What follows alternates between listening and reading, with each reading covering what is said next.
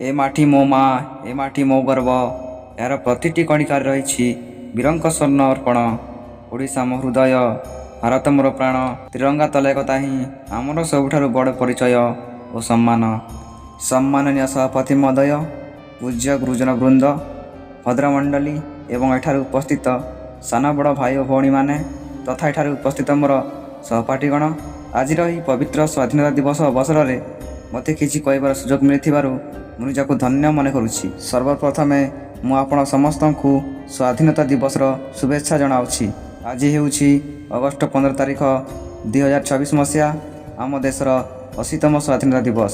ଆଜିର ଏହି ଶୁଭ ଦିନରେ ଆମ ଗଗନ ପବନରେ ଉଡ଼ୁଥିବା ଆମର ପ୍ରିୟ ତ୍ରିରଙ୍ଗା ପତାକା କେବଳ ଏକ ଲୁଗାଖଣ୍ଡ ନୁହେଁ, ଏହା ହେଉଛି ଆମର ସ୍ୱାଭିମାନ, ଆମର ଗର୍ବ ଏବଂ କୋଟି କୋଟି ଭାରତୀୟଙ୍କ ଆଶା ଓ ଆକାଂକ୍ଷାର ପ୍ରତୀକ। 1947 ମସିହା ଅଗଷ୍ଟ 15 ତାରିଖ, ଏହି ଦିନଟି ଆମକୁ ସହଜରେ ମିଳିନଥିଲା। ଏ ମୁକ୍ତ ଆକାଶ ତଳେ ନିଶ୍ୱାସ ନେବା ପାଇଁ ଆମର ଅସଂଖ୍ୟ ବୀର ଶହୀଦ ସେମାନଙ୍କର ରକ୍ତ ଢାଳିଥିଲେ।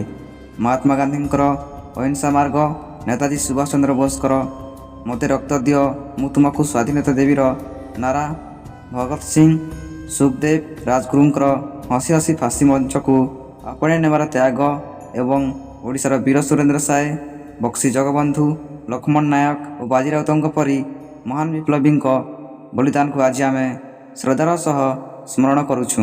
ସ୍ୱାଧୀନତା କେବଳ ପରାଧୀନତାରୁ ମୁକ୍ତି ନୁହେଁ, ଏହା ଏକ ବଡ଼ ଦାୟିତ୍ୱ। ଆଜି ଆମ ଦେଶ ବିଜ୍ଞାନ, ପ୍ରଯୁକ୍ତିବିଦ୍ୟା, ମହାକାଶ ଗବେଷଣା ଏବଂ ଅର୍ଥନୀତିରେ ବିଶ୍ୱ ଦରବାରରେ ନିଜର ସ୍ୱତନ୍ତ୍ର ପରିଚୟ ସୃଷ୍ଟି କରିପାରିଛି। କିନ୍ତୁ ଆମର ପ୍ରକୃତ ସ୍ୱାଧୀନତା ସେତିକିବେଳେ ସାର୍ଥକ ହେବ ଯେତେବେଳେ ଆମ ଦେଶରୁ ଗରିବୀ, ଅଶିକ୍ଷା, ଦୁର୍ନୀତି ଏବଂ ନାରୀ ପ୍ରତି ଅତ୍ୟାଚାର ସମ୍ପୂର୍ଣ୍ଣ ଦୂର ହେବ।